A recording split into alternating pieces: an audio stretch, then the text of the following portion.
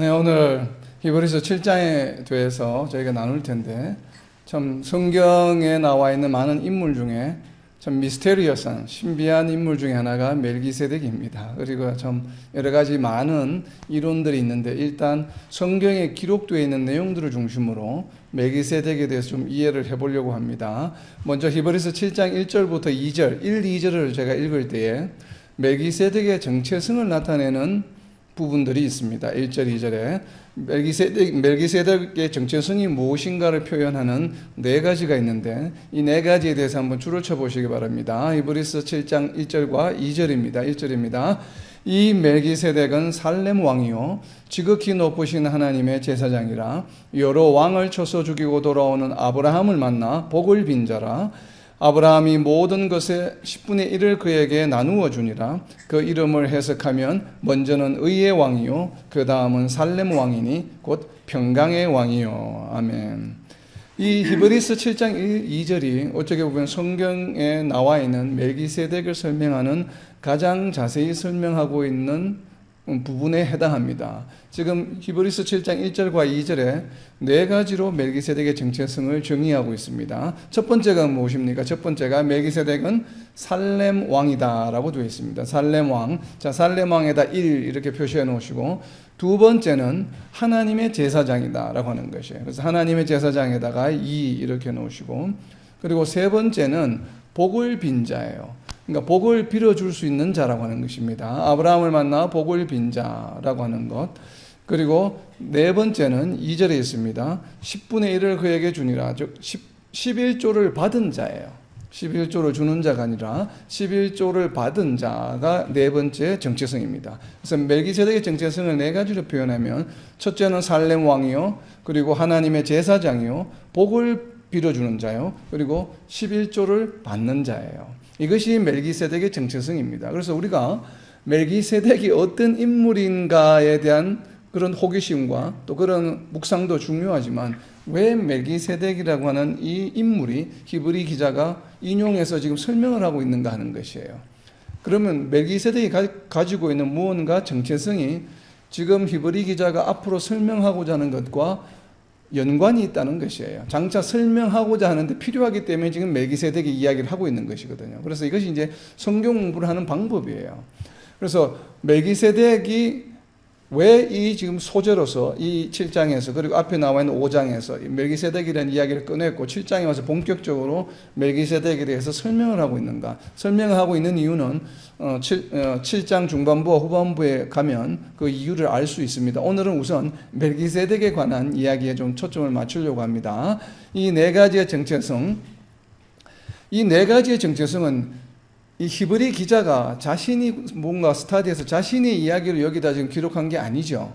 이미 구약에 나와 있는 내용을 그대로 인용한 것입니다. 구약이 어디에 있냐면 그 7장 1절 옆에다가 적어 놓으세요. 창세기 14장 18절에 있습니다.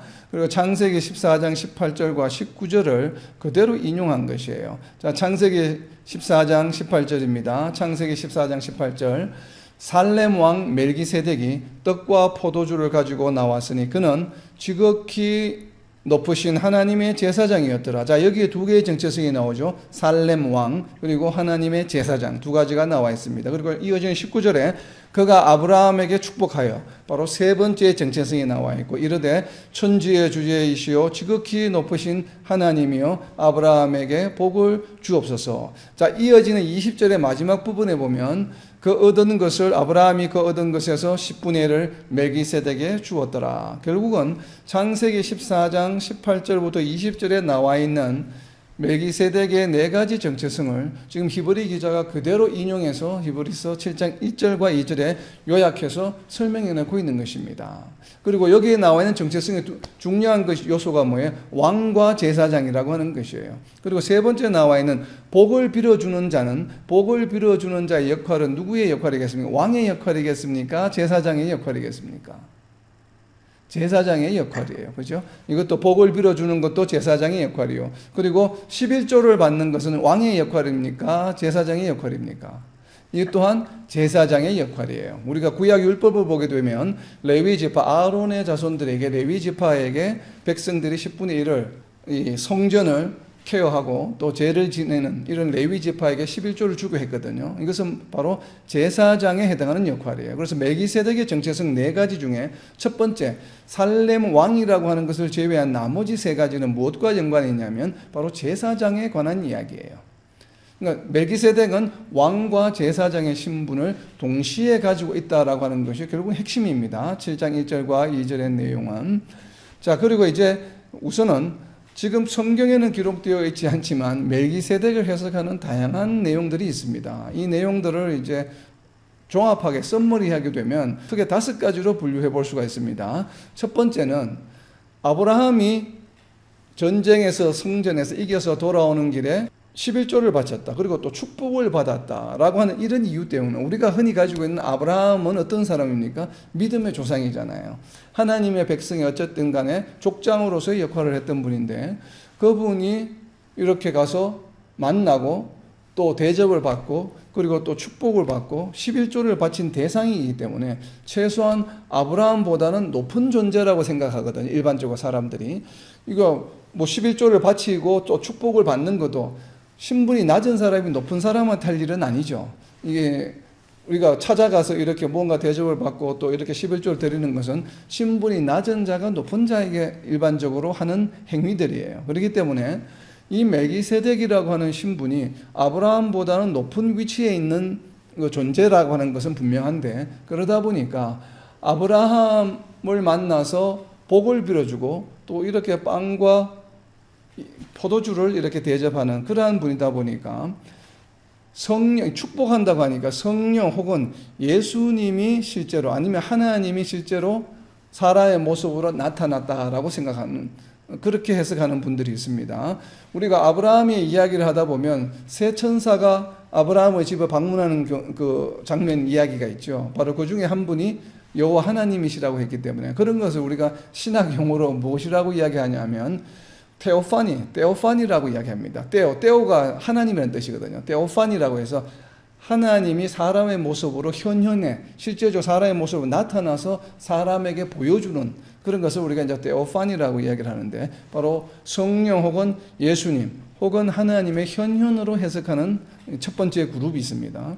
그리고 두 번째 그룹은 예수님을 예표하는 어떤 상징으로 그냥 생각합니다. 실존하는 인물이나 뭐 하나님의 현현이 아니라 그냥 이야기 속에 어떤 추상적인 이야기 가운데 예수님을 예표하는 그냥 스토리다라고 이렇게 이제 해석하는 그룹이 있고 그리고 세 번째 그룹은 구약 성경 중에 가장 오래된 현존하고 있는 구약 성경이 여러분 무엇이라고 알고 있습니까? 바로 쿰난 동굴에서 발견된 쿰난 동굴이라고 하는 게 있죠. 쿰난 동굴에서 여러 가지 그 고대 문서가 발견이 되었는데 그 고대 문서에는 구약 성경뿐만 아니라 유대 문학에 상당히 많은 유대 문학이 있습니다. 그래서 아마 발견된 그 두루마리 개수가 거의 뭐 10,000개가 넘는다고 제가 알고 있는데 그 중에 보면 성경에 채택되지 않은 책들이 있어요.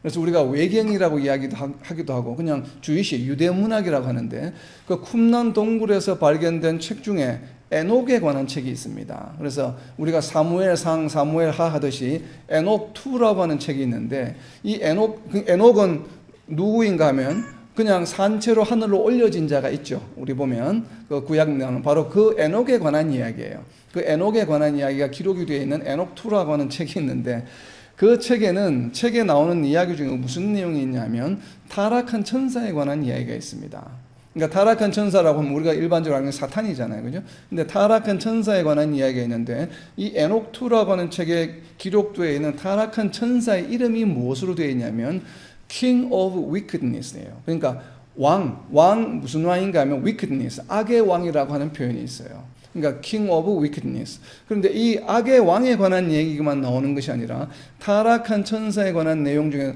또 다른 등장인물이 있는데 그 등장인물이 바로 뭐냐면 멜키세덱입니다. 의의 왕.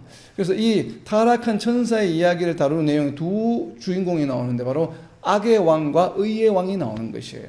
그래서 이 악과 의가 서로 이래 대립하는 그 내용에 바로 나오는 인물이 바로 멜키세덱입니다.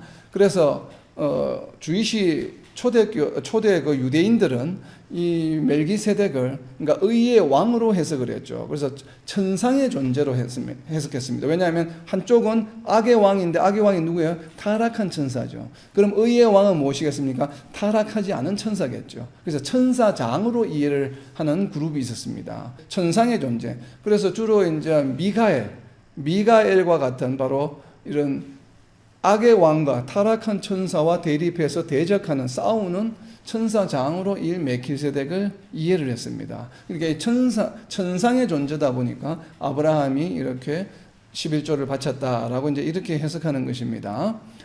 그리고 네 번째는 또 가나안의 왕이다. 그러니까 지금 예루살렘이 있는 곳이 어디예요? 가나안 지방이잖아요. 가나안 지방, 현재 예루살렘지요. 그 가나안에 있는 그냥 한 조그만 부족, 여러 부족이 있는데 그 부족에 실제로 존재했던, 역사적으로 존재했던 그냥 일반적인 사람, 왕이다라고 이렇게 해석하는 그룹이 있습니다. 저는 개인적으로 이 역사적 왕이라고 하는 것에 공감이 상당히 많이 갑니다. 왜 그런가 하면 이 가나안의 왕이라고 하는 것에 근거가 되는 성경 구절이 있는데 그 성경 구절이 어디에 있냐면 여호수아 10장 1절입니다. 그 여호수아 10장 1절, 멜기세덱 옆에다가 여호수아 10장 1절을 참고로 좀 적어 놓으세요. 여호수아 10장 1절에 보면 멜기세덱과 같은 표현이 나옵니다. 무엇인지 한번 표시를 해 보시기 바랍니다.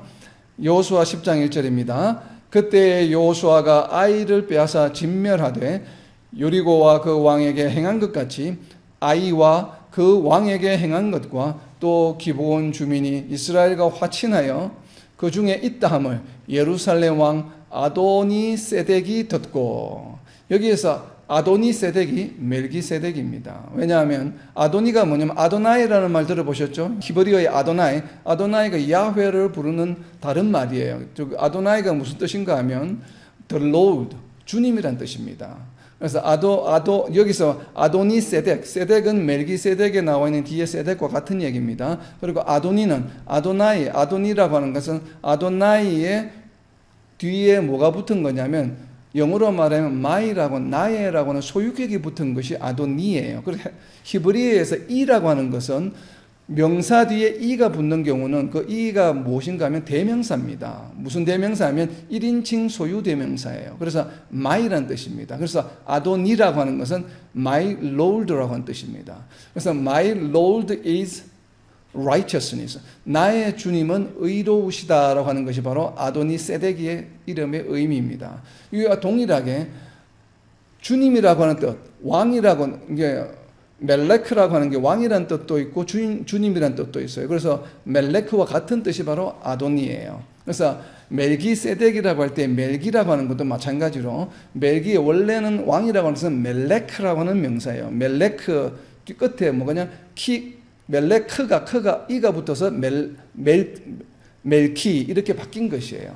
그래서 키라고 하는 건 이가 붙었다고 하는 것이 바로 뭐냐면 my lord, 나의 왕은 my king 이란 뜻입니다. my king, 나의 왕은 의로우시다라고 하는 뜻이에요. 멜기세덱이라고 하는 원래 히브리어적 문법적인 뜻은 무엇인가 하면 나의 왕은 의로우시다라고 하는 것이에요. 멜기세덱의 의미는. 그러나 히브리서 7장 2절에는 의의 왕으로 우리가 이렇게 히브리 기자는 번역을 했죠. 그렇게 번역해도 됩니다. 왜냐하면 이제 소유격으로 해서 그냥 의의 왕이다 이렇게 표현할 수도 있고, 히브리를 이를 갖다가 my 소유격으로 1인칭 소유격으로 했을 때는 나의 왕은 의로우시다 이런 뜻이에요. 그래서 이 아도니세덱은 실제로 역사적 예루살렘에 있었던 실제로 역사적인 왕의 이름입니다.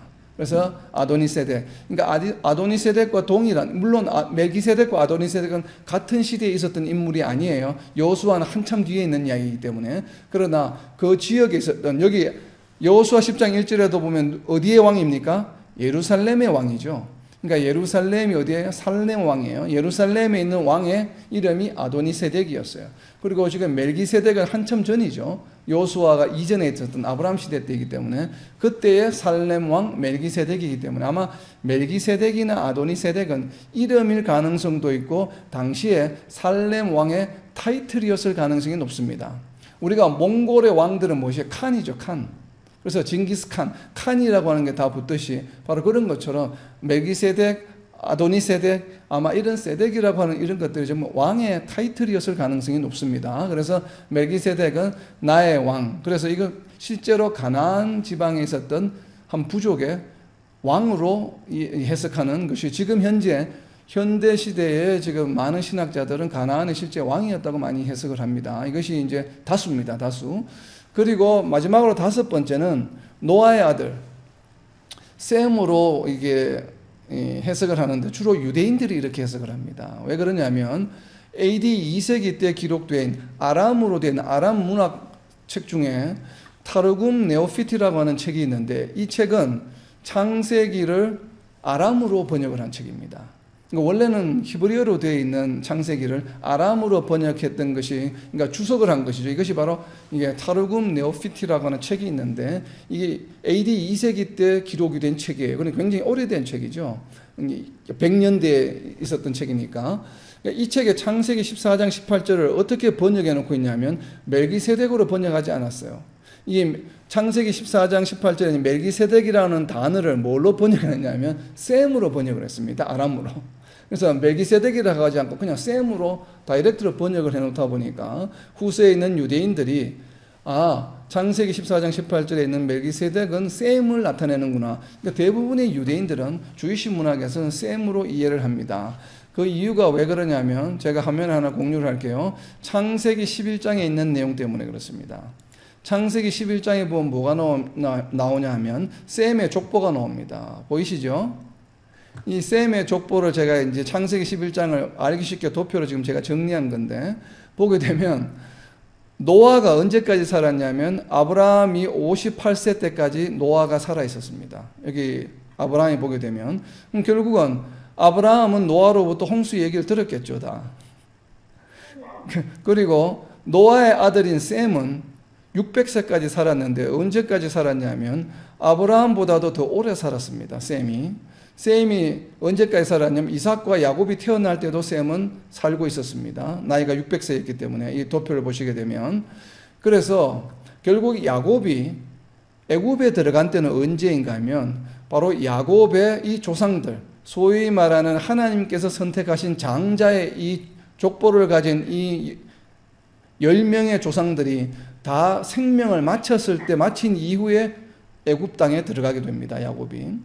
이 원리는, 이 구조는 무엇과 동일하냐면 노아의 홍수와 동일합니다.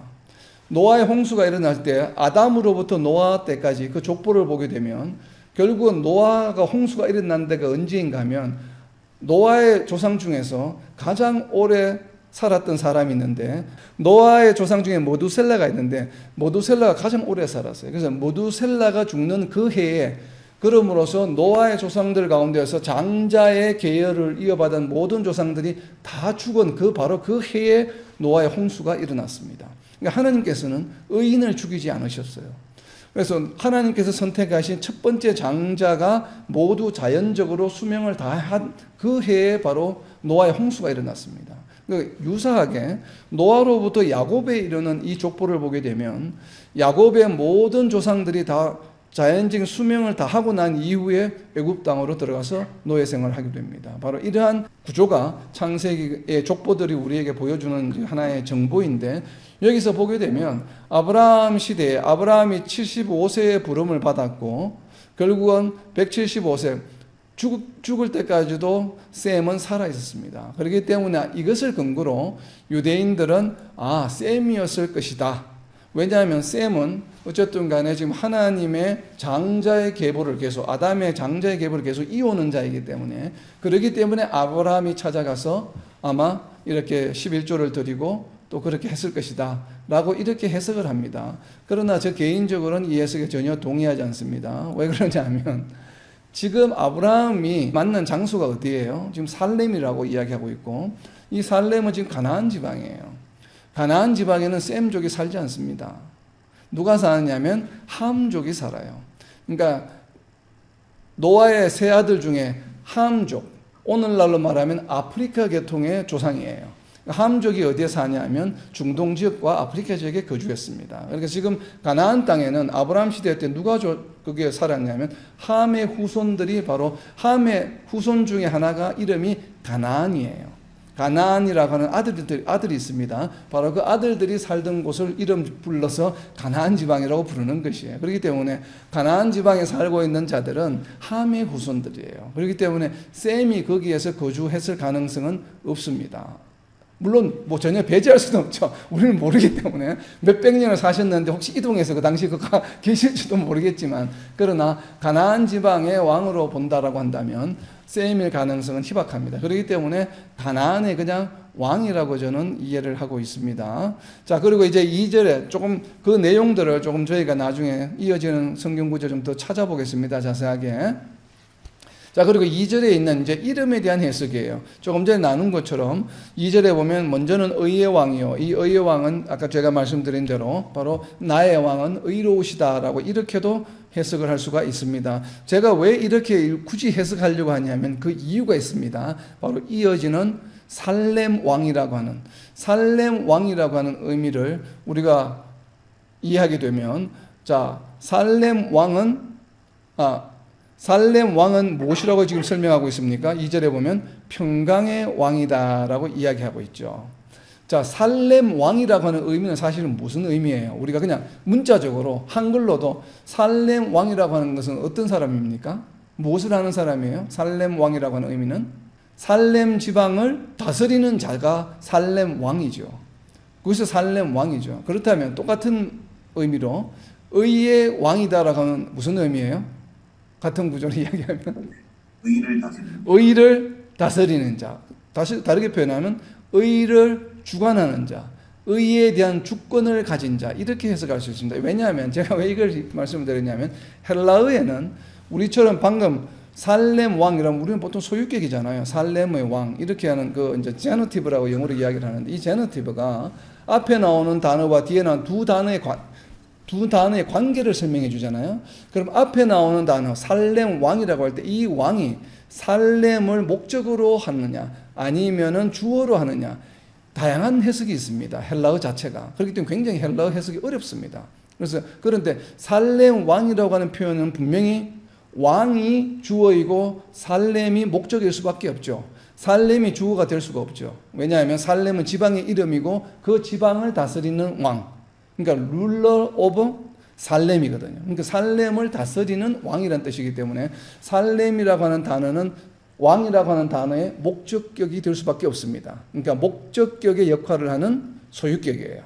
그러니까 동일한 구조로 헬라어를 해석하게 되면 의의 왕은 바로 의를 주관하는 왕이다라고 하는 것이에요. 그리고 평강의 왕은 무엇이겠습니까? 평강을 주관하는 왕. 다르게 표현하면 이 왕을 통해서 평강을 얻을 수 있고, 이 왕이 바로 무엇이에요? 우리에게 의롭게 해주는 왕이라고 하는 것이에요. 또 이 왕이 어떤 존재라는 것입니까? 우리에게 평강을 가질 수 있도록 평강을 주는 왕이라고 하는 것이에요. 평강의 주권자요 의의 주권자라고 하는 의미로 저는 해석하고 싶다는 것입니다. 그렇기 때문에 굳이 히브리 기자가 여기에서 그냥 살렘 왕이다라고만 창세기에는 설명이 되어 있는데, 이것을 굳이 해석해서 곧 평강의 왕이라고 하는 설명을 덧붙였죠. 창세기 14장 8절에는 평강의 왕이라고 하는 말이 지금 안 나와 있는데 그냥 살렘 왕이라고만 되어 있는데, 히브리 기자가 이것을 해석을 했습니다. 무엇으로 해석했습니까? 평강의 왕. 그러니까 살렘을 한 지역으로 해석을 하지 않고 무엇으로 해석을 했어요? 살렘이 가지고 있는 단어 뜻, 살렘이라고 하는 히브리어 단어 뜻으로 그냥 평강의 왕으로 히브리 기자는 해석을 했습니다. 이렇다는 얘기는 지금 히브리 기자가 멜기세덱을 바라보는 관점을 보여주는 것이에요. 자, 히브리 기자는 지금 멜기세덱을 어떻게 바라봅니까? 자신이 무언가 설명하고자 하는 내용의 비유로서 사용하고 있는 것이죠. 원래는 살렘 왕이에요. 살렘 지역의 왕이에요. 그렇게 해석해야 되는데 이것을 그냥 살렘의 그 단어의 뜻을 이용을 해서 평강의 왕으로 해석을 했습니다.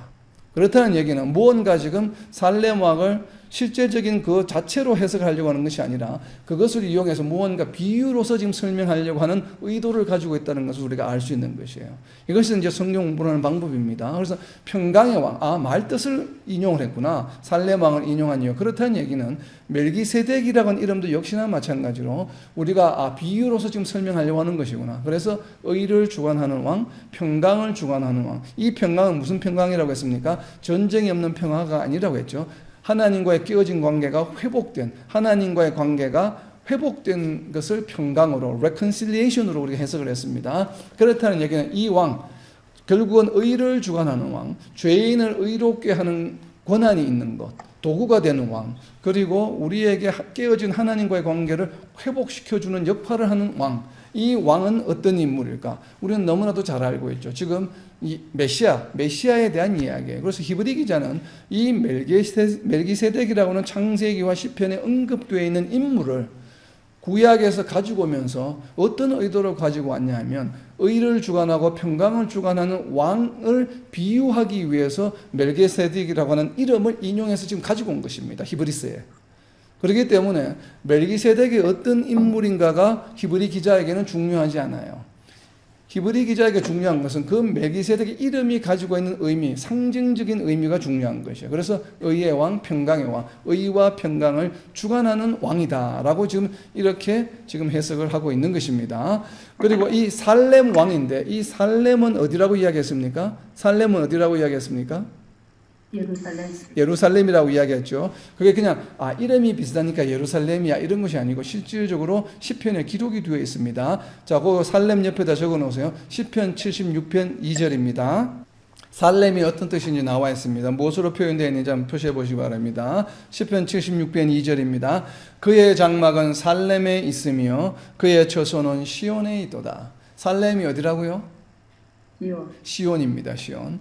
그의 장막은 살렘에 있으며 그의 처소는 시온에 있도다. 살렘과 시온이 동일한 곳이에요. 그렇기 때문에 살렘은 이퀄 바로 시온이에요. 시온이 어디입니까? 시온산. 바로 예루살렘이죠. 예루살렘에 시온산이 있기 때문에. 그래서 살렘은 예루살렘을 의미한다. 시온을 의미하는 것이에요. 자, 그리고 이제 이어서 7장 3절입니다. 7장 3절을 읽을 때에 7장 3절에 나와 있는 키워드, 과연 없다고 하는 것이 무슨 의미인지 한번 묵상해 보시기 바랍니다. 7장 3절입니다.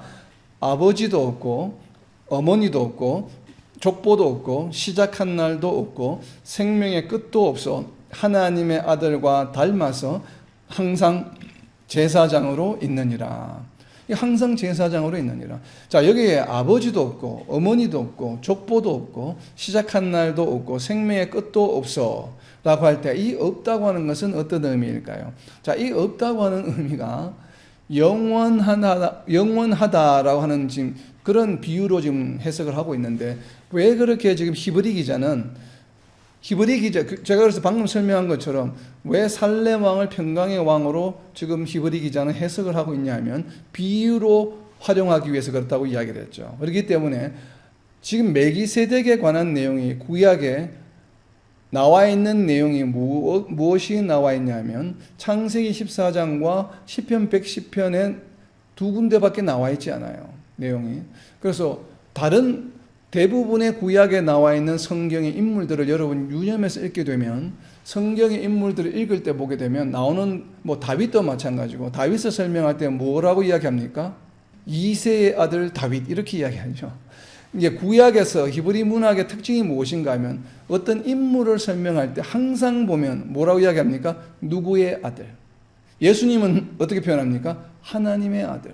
이것이 히브리 문학의 특징이에요. 그래서 누군가가 인물이 나올 때마다 누구의 아들 이렇게 설명을 합니다. 그래서 이새의 아들 다윗, 다윗의 아들 솔로몬 전부 이렇게 이야기를 해요. 때로는 아버지 이름과 더불어서 어머니의 이름도 함께 이야기할 때가 있습니다. 그러니까 아버지 이름 아니면 아버지 이름과 어머니 이름 이렇게 동일하게 표현하는 것이 일반적인 표현 방법입니다. 그런데 이 멜기세덱은 구약에 어떻게 표현이 되어 있습니까? 멜기세덱은 누구의 아들이라고 하는 이야기가 없어요. 언제 태어나서 언제 죽었다라는 이야기도 없어요. 그래서 여기서 없다라고 하는 것은 그냥 이 멜기세덱이 영원히 신적으로 존재했다 이런 의미가 아니에요. 여기서 없다라고 하는 것은 히브리 기자가 없다라고 하는 표현은 무엇인가 하면 구약의 멜기세덱에 대한 부모나 아버지나 엄마에 대한 이야기, 족보의 내용도 없고 태어난 것과 마지막 언제 죽었다는 얘기가 없다라고 하는 것을 의미하는 것이에요. 지금 히브리서 7장 3절 앞에 나와 있는 내용은. 왜 그것을 그렇게 해석하냐면 바로 끝도 없어 뒤에 나오는 내용 때문에 그렇습니다. 끝도 다음에 무엇이에요? 끝도 없어 하나님의 아들과 닮았으라고 되어 있죠. 없어라고 하는 것은 뭐예요? 앞에 나온 내용과 뒤에 나온 내용이 인과관계가 있다는 얘기죠. 앞에 아버지, 어머니, 족보 시작한 날 생명의 끝도 없기 때문에 결과가 무엇이에요? 하나님의 아들과 닮았다라고 하는 것이에요.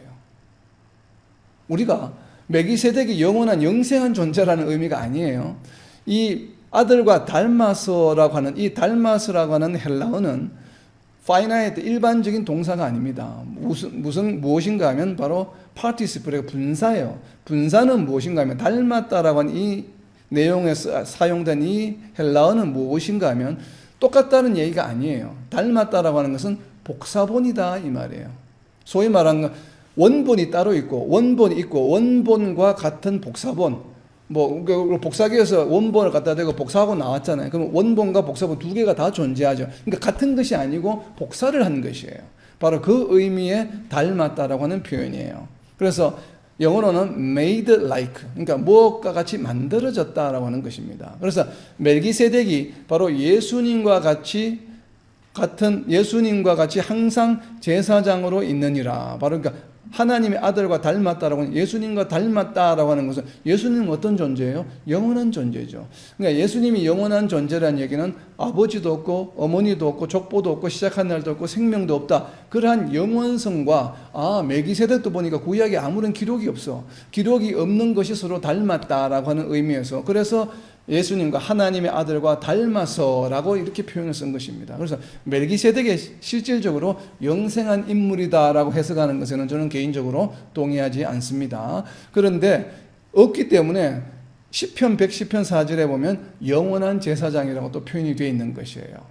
그래서 그러한 것들을 전부 종합해서 이 히브리 기자는 예수님과 그러한 영원성이 비슷하게 형상이 닮아가는구나 라는 의미로 지금 히브리서 7장 3절을 기록하고 있는 것입니다. 그래서 멜기세덱의 영생한 인물인지 아닌지는 저희들은 알 수는 없지만, 그러나 실존하는 가나안 땅의 왕으로 저는 이해를 합니다. 저희들은 해석을 하는데 저는 개인적으로 그렇게 이해를 합니다. 그래서 여기에서 없다라고 하는 것은 기록이 없다라고 하는 것을 이해를 합니다. 이제 여기서 도전이 되는 것은 이제 시편 110편 4절 이야기죠. 시편 110편 4절에 보면 영원한 제사장이라는 표현이 있기 때문에 과연 이것을 어떻게 적용할 것인가는 이제 좀 더 묵상을 해봐야 될 일이지만, 그래서 기록이 없고 그거는 원래 시편 110편 자체가 메시아적 시편이거든요. 그러니까 메시아를 상징해주는 시편이기 때문에 그런 의미에서 영원한 제사장으로 기록했을 가능성이 있다라고 보여집니다. 자, 히브리서 7장 3절의 마지막 부분, 항상 제사장으로 있느니라. 여기서 항상은 바로 always, 그러니까 항상 존재, 영원성을 나타내 주는 것이겠죠. 그래서 항상 제사장으로 있다는 얘기는 결국 영원하다라고 하는 것입니다. 이 멜기세덱이 영원한 제사장으로 해석하는 것은 바로 우리가 지난주에 했던 히브리서 6장 20절에 나오죠. 6장 20절에 보면 거리로 앞서가신 예수께서 멜기세덱의 반차를 따라 영원히 대제사장이 되어 우리를 위하여 들어가셨느니라. 영원한 대제사장으로 6장 20절에 이야기하고 있습니다. 그래서 항상 제사장으로 있다라는 표현입니다. 자, 이제는 성경에 기록된 내용은 아니지만 조금 제가 묵상하다가 어느 날 새벽에 갑자기 이 생각이 번뜩 떠올랐는데 좀 재밌는 게 있습니다. 우리가 성경을 공부를 할 때 성경을 이제 해석하는 신학 이론 중에 우리가 보통 하나님이 어떤 분이신가, 성령이 어떤 분이신가, 예수님이 어떤 분이신가, 구원은 어떤 것인가, 이렇게 신학을 공부하는 정리해 놓은 것을 우리가 구조신학이라고 얘기합니다. Systematic Theology라고 이야기를 하는데, 그런 이제 신학 분야가 있고, 그리고 성경을 중심으로 Biblical Theology라고 해서 성경적 신학, 그래서 성경의 내용, 그러니까 구조신학은 어떤 주제를 가지고 이렇게 물론 성경의 내용을 인용했지만 정리해 놓은 것이고, 컨셉추얼하게 이제 버추얼하게 정리해 놓은 내용이고, 성경적 신학은 성경의 내용을 따라가면서 해석하는 방법이에요. 근데 이 비블리컬 티올로지의 가장 기본 전제가 무엇인가 하면 성경은 프로그레시브하다는 것이에요. 그러니까 성경은 디스크리트하게 끊어진 내용이 아니에요. 창세기로부터 요한계시록까지 나온 얘기는, 그러니까 비블리컬 디올로지의 가장 첫 번째는 성경은 하나님에 관한 이야기다. 그러니까 about God의 하나님에 관한 이야기, 모든 내용이. 그러니까 창세기로부터 요한계시록 기록된 모든 내용은 무엇에 관한 내용이라고요? 바로 하나님에 관한 내용이에요. 그래서 성경은 왜 기록이 되어 있냐면 하나님을 알려주기 위해서 기록된 책이에요. 그런데 창세기로부터 출애굽기, 우리가 레위기 이렇게 쭉 이어지는 이 계시록까지 하나님에 관해서 기록이 되어 있는데, 하나님을 어떻게 설명해 놓고 있냐면 창세기에서 조금 기록해 놓고 있고, 또 뒤에 이어지는 책에서 조금 더 기록해 놓고 있고, 또 뒤에 이어지는 책에 조금 더 기록해 놓고 있고, 그리고 요한계시록에 가서 완전히, 그러니까 창세기에서 출발해서 지금 우리가 성경의 66권을 쭉 따라가서 마지막에 요한계시록까지 가게 되면 하나님에 관한 모든 내용을 알게 된다라고 접근하는 것이 바로 비블리컬 디올로지의 기본입니다. 성경적 신학에. 그래서 성경에 나와 있는 모든 내용은 프로그레시브하게 점진적으로 하나님에 관한 내용을 점점 더 더해가고 있다고 하는 것이에요. 그러니까 모든 것이 하나님에 관한 기록인데 점진적이다라고 하는 중요한 기본적인 근거가 있습니다. 자, 그런 관점에서 제가 바라보는 것이에요. 저는 기본적으로 구조신학보다는 성경적 비블리컬 디올로지를 이제 많이 접근을 하기 때문에. 멜기세덱에 관한 기록이 언제 처음 있었습니까? 창세기 14장에 누구와 연관된 이야기입니까? 아브라함에 관한 이야기죠. 그게 그 아브라함이 존재했던 그때가 시대적으로 연대기적으로 언제인가 하면 BC 2000년입니다. BC 기원전 2000년에 아브라함이 존재했습니다. 그 다음 이야기가 어디에 나온다고 했습니까? 시편 110편에 나오죠. 시편 110편이 누가 기록한 것이라고 했습니까? 바로 다윗이 기록한 시라고 그랬죠. 그러면 처음에 아브라함 시대에 멜기세덱에 관한 이야기가 나온 때가 언젠가 하면 BC 2000년이에요. 다윗이 존재했던 시대가 언제인가 하면 BC 1000년입니다. 왜냐하면 솔로몬이 왕이 되었을 때가 BC 970년이기 때문에 다윗이 있었던 때가 언젠가 하면 다윗이 왕으로 있을 때가 BC 1000년대예요. 그리고 그 다음에 멜기세덱에 관한 얘기가 어디에 나옵니까? 히브리서에 나오죠. 히브리서가 기록된 때가 언제예요? AD 100년 때. 결국은 BC 1000년으로부터 약 1000년이 지난 후에요. 제일 처음 나왔던 때가 언제라고요? 아브라함 때가 BC 2000년. 그로부터 1000년 이후에 다윗이 다시 멜기세덱이라는 이야기를 끄집어냅니다. 시편에서. 그리고 다시 1000년이 지난 때에 히브리서에서 히브리 기자가 다시 멜기세덱에 관한 이야기를 해요. 성경에 멜기세덱이 기록된 곳은 세 군데밖에 없습니다. 창세기 14장과 시편 110편과 히브리서예요. 세 번 기록되어 있는데 이 세 번 기록된 것들의 텀이 몇 년입니까? BC 2000년, 1000년, AD 100년 전. 그러니까 AD 10년대 되죠. 결국 1000년마다 한 번씩 세 번에 걸쳐서 멜기세덱에 관한 이야기가 나옵니다. 1000년이라고 하는 숫자와 왕과 제사장과 1000년, 왕, 제사장 이 세 키워드가 다 포함이 되어 있는, 소재로 포함이 되어 있는 이야기가 나오는 신약 성경이 어디에 있습니까? 1000년이라고 하는 것과 왕과 제사장이라고 하는 이 키워드가 세 개를 다 소재로 한 이야기가 나옵니다. 신약 성경에. 히브리서 이후에. 어디에 있습니까? 바로 계시록 20장 6절입니다. 자, 계시록 20장 6절을 펴보세요. 제가 성경에 기록되어 있는 모든 내용은 그냥 키워드들이 기록된 것이 아니라고 그랬죠. 하나님에 관한 내용인데 키워드들이 포함하고 있는 그 문자적인 내용도 중요하죠. 왜 그런 이야기를 하고 있는가라는 것은 하나님의 뜻이 그 비하인드에 있다라고 분명히 이야기했습니다. 동일하게 1000년이라고 하는 내용과 왕과 제사장이라고 하는 이야기가 어디에 나오는가 하면 바로 계시록 20장 4절부터 6절에 걸쳐서 나옵니다. 제가 대표적으로 계시록 20장 6절만 있습니다. 이 첫째 부활에 참여하는 자들은 복이 있고 거룩하도다. 둘째 사망이 그들을 다스리는 권세가 없고 도리어 그들이 하나님과 그리스도의 제사장이 되어 1000년 동안 그리스도와 더불어 왕노릇하리라. 1000년과 제사장과 왕이라고 하는 키워드가 다 나오죠. 지금 계시록 20장 4절부터 6절은 무엇에 관한 이야기입니까? 1000년 왕국에 관한 이야기죠. 천년마다 왕에 대한 이야기를 했습니다. 첫 번째 언제? BC 2000년 아브라함이, 그리고 BC 1000년경에 다윗이 이야기했습니다. 그리고 다시 예수님 시대의 히브리서 기자가 왕과 제사장에 대한 이야기를 합니다. 천년마다. 그리고 계시록에서 천년 왕국의 왕과 제사장이라고 하는 이야기가 등장하게 됩니다. 이 모든 네 개의 스토리는 무엇에 관한 것이에요? 전부 다가 메시아, 예수님과 연관이 있는 내용이죠. 그래서 아브라함이 멜기세덱에게 11조를 바쳤다고 하는 그 장면에서 나와 있는 멜기세덱은 바로 예수님을 예표하는 것이요, 가나안 땅의 실제 왕이기도 하지만 메시아닉 우리가 테올로지, 메시아적 해석으로 들여다보게 되면 바로 예수님을 예표하는 것이요, 다윗의 시편 110편 4절도 역시 메시아에 대한 영원한 제사장으로 오실 메시아에 관한 이야기요, 히브리서에서 기록하고 있는 지금 이 이야기도 전부 예수님에 관한 이야기죠. 그리고 결국은 이 예수님이 언제 다시 오십니까? 천년 왕국이 임할 때, 계시록 20장 4절과 6절에 바로 그 표현이 무엇이에요? 천년 왕국이다라고 표현되고 있습니다.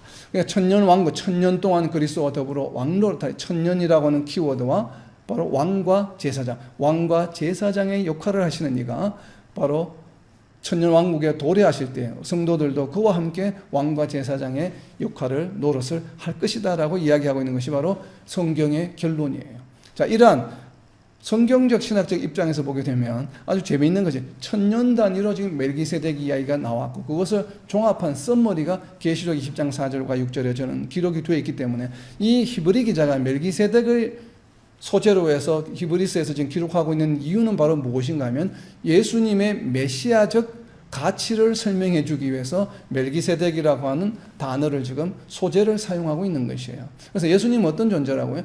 구약에서 메시아로 예언된 바로 그 대제사장으로 오신 분이다라고 하는 것을 설명하고 있는 것이 바로 히브리서입니다. 그래서 히브리서에서 지금 계속 멜기세덱을 이용하는 이유입니다. 그렇기 때문에 이 멜기세덱이라고 하는 이유를 쓰는 이유는, 자, 이 멜기세덱의 살렘의 왕은 여호수아서 10장 3절에 있는 것처럼 또 1절에 있는 것처럼 예루살렘의 왕 아도니세덱이라고 제가 이야기 찾아보았잖아요. 그러니까 지난번에 찾아보면 여호수아 10장 1절이지만 여호수아 10장 3절에도 나옵니다. 동일한 표현이 예루살렘 왕 아도니세덱이 이렇게 나오는데, 그렇다면 이 예루살렘 왕 아도니세덱은 이스라엘 아브라함의 왕은 아니죠. 거기에 속한 것은 아니죠. 제사장이. 레위 지파는 아브라함의 후손들, 아브라함의 후손들에게서의 제사장의 역할이지만, 여기 예루살렘 왕 아도니세덱이나 살렘 왕 멜기세덱은 누구의 제사장입니까? 누구를 위한 제사장입니까? 아브라함, 레위 지파, 이스라엘을 위한 제사장이 아니고 누구에 대한 제사장이요? 그 당시 존재했던 모든 사람들에 대한 하나님의 제사장이에요. 자, 이것이 차이입니다. 멜기세덱이 대제사장이라는 것과 레위 자손이 제사장이라고 차이는 무엇인가 하면, 레위 계통의 제사장은 누구를 위한 제사장이에요? 이스라엘 민족을 위한 하나님의 제사장이에요. 레위 제사장은, 왜냐하면 모세의 율법에 의해서 임명을 받았던 제사장들이기 때문에 그건 누구를 위한 것이에요? 유대인들을 위한 것이에요. 그러나 멜기세덱은 누구인가 하면 이미 이스라엘이 존재하기 전이에요. 아브라함 시대 때 존재했던 거기 때문에 이스라엘 민족만을 위한 것이 아니라 당시에 존재했던 모든 민족에 대한 하나님의 제사장의 의미를 가지고 있습니다. 멜기세덱은 결국 다시 표현하면 무엇인가 하면 유니버셜한 제사장이에요. 그래서 지극히 높으신 하나님의 제사장이고, 그 제사장의 역할은 하나님을 섬기는 제사장인데 누구를 위한 것인가 하면 당시 존재했던 모든 사람들을 위한 제사장이었어요. 아브라함만을 위한 제사장이 아니었습니다. 이것이 차이점입니다. 그렇기 때문에 예수님은 어떤 분이세요? 예수님은 멜기세덱의 반차로 오셨다고 하는 것은 무슨 의미예요? 이스라엘 민족, 유대 민족만을 위한 제사장이 아니라고 하는 것이에요. 누구를 위한 제사장입니까? 모든 민족을 위한 제사장이라고 하는 의미가 바로 이 멜기세덱이라고 하는 인물을 히브리 기자가 인용하고 비유하는 이유입니다. 그것이 바로 레위 지파의 대제사장과 다르다고 하는 것을 지금 이야기하고 있는 것입니다. 그렇기 때문에 이 멜기세덱이 어떤 인물인가가 중요한 것이 아니라 멜기세덱이 의미하는 바가 무엇인가 하는 것이에요. 이것은 바로 무엇인가 하면 바로 유니버셜한 왕과 제사장을 상징하는 것이에요.